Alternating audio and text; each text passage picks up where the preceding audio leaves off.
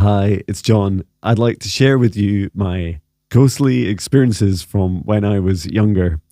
And to do this during the Halloween season, and also a big thank you to Jenny at Starseed Academy, where she's rebranded herself as Halloween Academy to celebrate the season and also to share her ghostly experiences, which inspired this video. So thank you, Jenny. So first of all, I'll take you back to my first experiences that I really remember. And I'm just trying to figure out my age. I moved around. I live in Scotland just now, and I moved around Scotland and England a lot when I was younger. And there was this particular house where I'd actually lived in it in two separate occasions. We rented it initially, and then we went back and lived in it later. And I'm guessing my age was around 8 or 9 years old, and I when we moved into the house, it was quite old. So many of the houses are old. It was in the town that I spent most of my childhood growing up in, which is North Berwick, which is about almost 30 miles east of Edinburgh, the capital of Scotland, and it's just right on the seaside, right down at the Firth of Forth and the North Sea. And so there's been houses and settlements there and in our area. I live quite close by now for thousands and thousands of years, and our houses, go back. Often, many of them go back hundreds of years. This particular house, it was quite small. It was an old stone house, and we had been doing a lot of renovation to it. And there was, I remember very vividly, upstairs, there was quite a large hallway. And on one side of it, there was like this old toilet. So the only toilet, I think, originally for the house was just this single toilet by itself in the upstairs hallway. And then opposite that, so if you opened the door to that little toilet room, across the other side of the hallway, you would see my parents' room, and their room had these like big long curtains. And whenever I used to go up to the toilet, I was terrified. I was really, really scared, and I felt like there was something always watching. There was something there. I felt like I have an older brother. He's a couple of years older than me, and we're always playing pranks on each other. So sometimes he'd come up and knock on the door or just make sounds upstairs or creep around to scare me. And I'd do the same to him. But there was quite a few occasions, and I remember a couple in particular where I'd been to the toilet and I'd left the toilet door open, which is quite common because I was scared upstairs by myself, when everyone else was downstairs watching TV or whatever. And it was at nighttime, and the curtains in my parents' room, these long curtains that kind of had these folds in them, were just lying. They were straight down. It was quite calm outside, and I just saw this very dark shadow figure, like a dark mist, but with clear form, moving across it. It was like it was kind of hanging across the top of the curtains. And as I kind of did this, I was, when you see a shadow, you kind of move from side to side to see if the shadow moves as well. Like you're wondering, is it my own shadow? You try and give yourself a bit of sense of perspective. And I could just see this was really strange. And as I walked up to the room, and this thing was quite large. It was, let's say it was, the size of a very large dog. It then just climbed down the curtains and started coming down towards me, and I freaked out. And I just ran downstairs. And I told my parents, I was like, "Oh my God, I've seen a ghost. I've seen this thing," and they're saying, "Oh, don't be so silly. It's just a shadow. It's just a shadow." And this happened a few times. I saw these I think it was probably one entity, one ghost, but that there was something very particular about its darkness, that the shadow was very black, like almost like a void of darkness, or of reality, or a void of this third dimension. And it would just go on and on quite a lot, that whenever I went upstairs, it would just, appear, and it would often just be hiding around the curtains, or hiding around something that had a similar form to it. Like it would like to kind of hide in there and then come out to scare me. So that was pretty terrifying. But what I did, after I the more I shared it with people, this experience, the more they encouraged me to shut it down. They would say, ghosts, you would see like an apparition, you would see, or a white mist. You wouldn't see like a dark shadow. Shadows are just shadows. And that kind of repetitive programming for me really shut down that belief system. And until that point, I was not interested in ghosts at all. I had no real prior experiences that I was aware of. And so I just started to see it less and less. And eventually we left that home and moved on. There were a couple of other weird things, like in that house. Like I did do quite a lot of sleepwalking, and I remember having kind of really strange sleepwalking where I was kind of conscious, but I was just like I'd get up at bed and just wander into each room and like stare at the people in bed, and then go back out. And it was like I was in a state of confusion, and it was almost like my body was just doing this as well. And that was a really weird experience. In another house, I had just experienced like more experiences of shadows, but it tended to be, this was a house that was just a couple of streets away. Again, a very old house. And I slept downstairs and the rest of the family was upstairs. And I just remember there was this kind of, if I describe it as a chandelier, like it's a really fancy light ornament, is probably a good way of describing it. But it was wooden, and it just cast this shadow of almost like a big octopus thing, like right across the ceiling and the wall at night. And that always caused me a lot of anxiety. And I often I would see or think I was seeing shadows around that. And I'm sure we all have childhood memories of things that freaked us out. Then, much later in life, so when I was, what age was I? About 15, 16. And I worked in an old hotel, and the hotel, again in North Berwick, it's closed down now. It's been turned into apartments.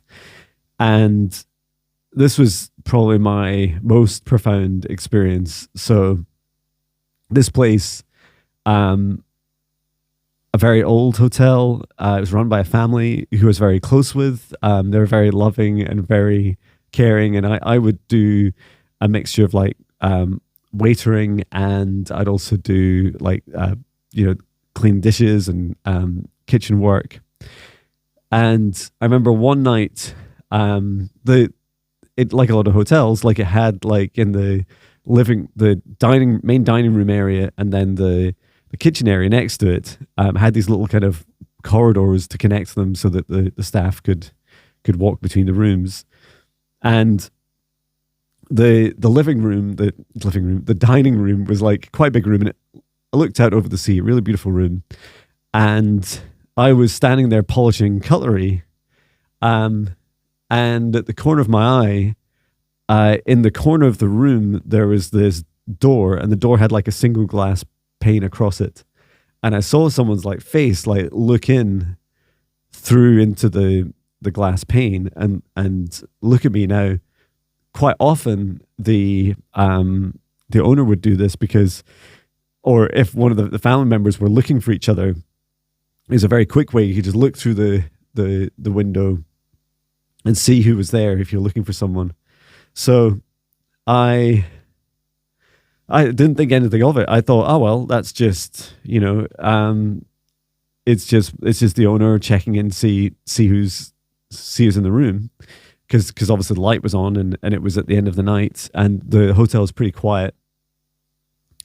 So then I picked up my tray of polished cutlery, and I because I think it was empty now, so I took the tray back through. So I opened this door, and as I stepped through the door, this is a small corridor, and then on the right hand side of me was this small like kitchen quarter, and it was for it's a little staff room. It was really small. It had like a little table, 3 or 4 seats, and it's where you could like eat some food or something on a break.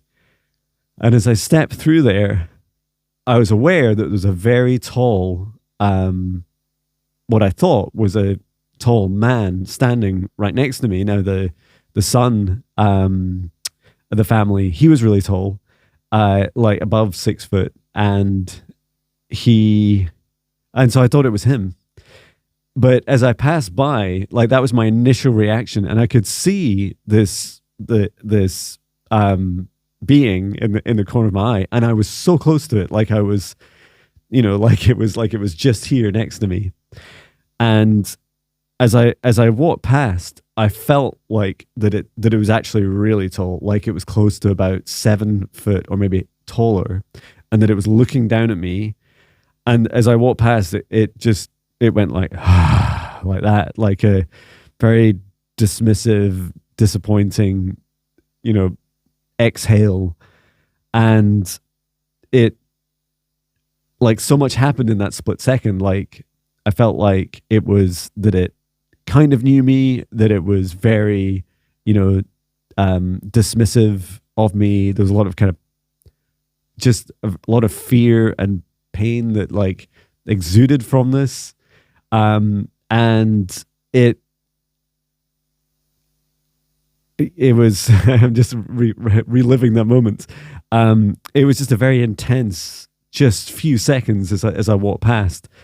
And I feel like, so the first thing I did is I just kept walking for 2 or 3 paces, and I turned and I put down, because I kind of went into shock, and I put down this tray of cutlery and on the kitchen surface, and I was like, I can't stay in here. And luckily there was you could leave by a different way. I didn't need to go back through that door, so I immediately just walked straight out. And then I walked through to the bar area where one of my friends was the barmaid, and I said, I've just seen this ghost, and I told her all about it. And it was quite a terrifying experience. Very black, dark entity. It did feel in some respects demonic. Definitely like a shadow entity, and it did not like me at all. And it felt like it was there to observe me and instill fear in me. And I feel like that was, if in many respects, that was also a time when I went through like a kind of mini awakening around that time. And so it was almost like bringing back this fear of when I was, almost 10 years younger or 8 years younger, when I'd been seeing shadow figures, and that it was time to, try and shut that development of that down again. And a few years later, so I was in Dundee in Scotland, and Dundee's a city where both my wife and I studied, and we met just before university, so we were very young. And she stayed in this. She went there a year ahead of me, and I still lived in North Berwick, and she lived in Dundee for a year. And her halls of residence, like a student residence, was this big old converted hospital. And in this room that her and her roommate stayed in, it was fine. Like, I mean, I don't think any of them really enjoyed going out in these big open hallways at night, and there was like a security guard would go around with a dog, and it was pretty scary. Any big building made lots of noises, and there was just lots of students there. But the room next door, the two people that stayed there, they really struggled with it. They said they thought that it was haunted, that they had a lot of really bad experiences. They felt like they could hear things in the room, and in the room up above them, which was meant to be which is a storeroom, but it's empty, like no one's in there. But that was really weird. They'd hear lots of things, and I remember like one night they just told us like this long list of stuff, and we were quite shocked, largely in disbelief. Anyway, they left, and I think a couple of months later, my wife and I decided to rent the room for the weekend, so we didn't bother her flatmate as much, her roommate as much, if I stayed over. And so we rented this room, and things were fine. It did, like, its energy felt really quite different to just next door where my wife stayed. But in the middle of the night, we heard like we'd been sleeping for a few hours, and we heard the door open in the up above. Like, it was really bad soundproofing. You could hear the door opening in the storeroom, in the floor above. Someone walk in, and it was just really strange. It was like, almost like someone looking for something. So just kind of like banging around, and you could hear like it was like someone was shuffling around, and then it just kind of stopped. Like, you didn't really hear the door close. It just stopped, and that was just really, really weird. And I'm just getting these tingles down my spine now. And then in maybe an hour or two later, in our room, this energy started building while we were sleeping. And bearing in mind, I wasn't, I would consider myself at that time pretty much like psychically closed down. Like, I wasn't paying attention to any of these things. And there was this being in the room. It was like, I think it felt like it was female and extremely angry and just like full of rage. And it was like this rage was like building within it. And it was silent.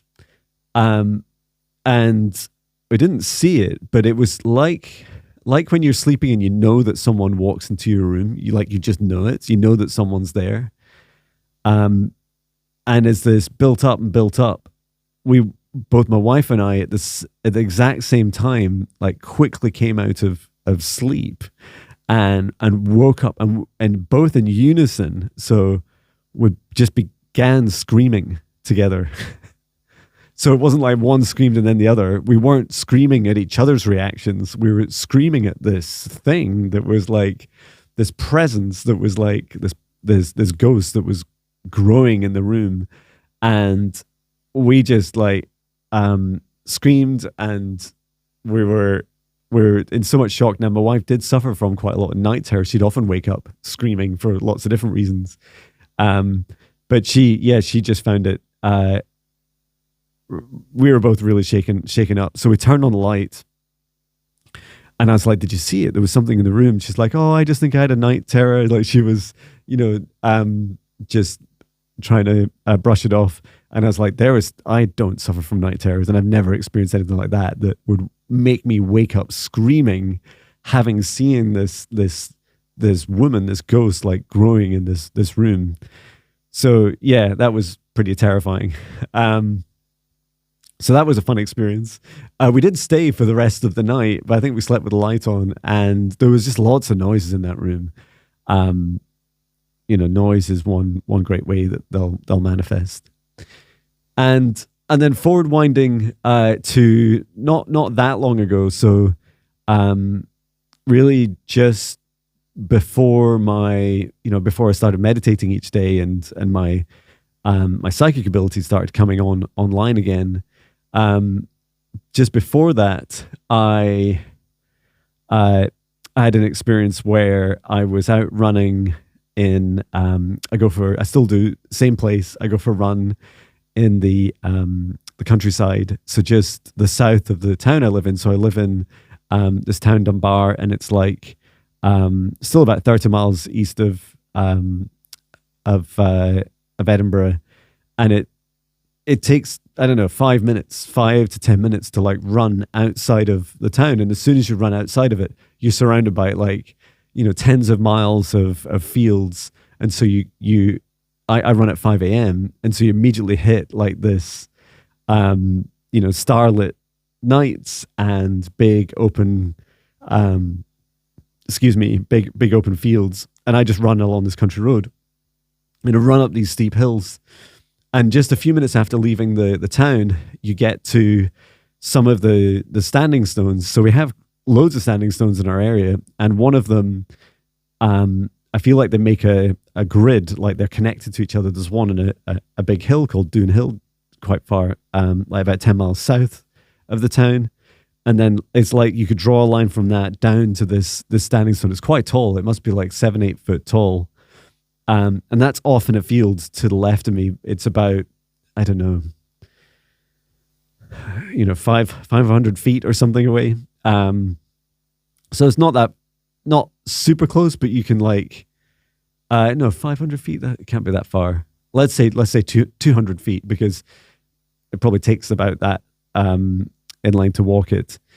So this, as I'm coming up to this standing stone, I always get this feel of like there's this flow of energy that goes towards it, and then it runs from the city Edinburgh from the east, from the west, and flows through to the east, and it's almost like there's this grid, like this ley line of energy. And I was always just aware of that, and I always like greet the stone as I run past it in the morning, and so as I turned around and then came back down the road,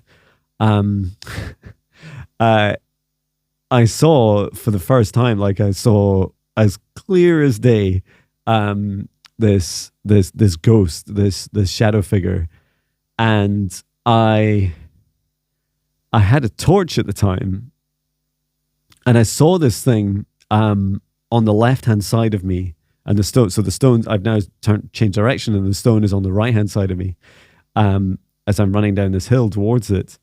And on the left hand side, I see this like tall shadow figure, and it's floating at a very consistent and purposeful pace, like probably not dissimilar to the speed that I was running at. And it slowly comes out across the road, and I see it. And when I first saw it in the corner of my eye, I thought it was going to be, you know how things come out the corner of your eye and you think, oh, it's going to be like a person or it's going to be something. But it was not forming to be anything else other than just a huge black shadow. And as it came out to the middle of the road, I just like shone my torch at it, and the torch just like shone around it. And I describe the entity of having like, it had like no weight or no physical form, and in fact its existence felt more like an absence of energy, like a void of energy, like bleeding into the fourth dimension. Now by that point I had been watching, like I was super into ghost hunting, and I watched Ghost Adventures and Most Haunted and loads of different shows. And so I was used to, by now, the concept of like a shadow figure or seeing like an apparition. But I'd never seen one so clearly. And this thing just kept going across the road to my right. And then it kind of accelerated. And as I turned to look where it was going, it was heading right towards the stone. And it was really clearly just passing by. It was like crossing the road and heading off towards the stone. And it did last for a few seconds, and I was so glad I managed to like get my torch to shine at it, because it helped me, see that, shadows, if you shined a torch at them, should disappear. And this didn't. Like it became so much more like physical, or a disruption to the physical reality as I shone a torch in it. I didn't like, did it have arms and legs? Maybe. If they were quite close together. It felt like it almost had like a pointy head to its shape. And I remember hearing a Native American like saying, describing them as like traveling on the wind, like that they can learn this, that it's a way of them being able to float and traveling on the wind. And it very much felt like that. There was a bit of wind as I was running. So yeah, that was my my last big experience.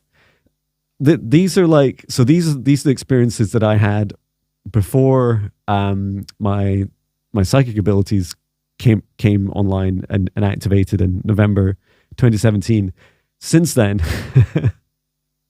I see them all the time, and I see them quite differently, much more openly now, and across different dimensions, and interact with them. I can talk to them. I see them almost daily, and yeah, it's totally different. But I wanted to share my experiences, my ghostly experiences, before, when I was much more representative of the rest of the world and our current state of belief and experiences.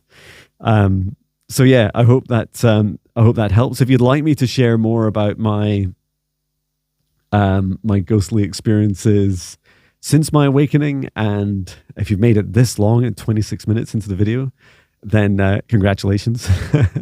But yeah, I'd love to keep sharing more. Just let me know in the comments if you'd like to learn more about my experiences of clearing energies and entities, and from the surrounding land, from we have a lot of sites where there've been like memorials for witches and the witch trials that took place here, and also battles that go back hundreds of years, and the list goes on. And so yeah, I'd love to share more, but let me know if you're interested, and I'll put the time and effort into it. So anyway, I hope this finds you well, and I hope you have a beautiful Halloween when it comes. I'm sending my love from Scotland. Take care. Love you.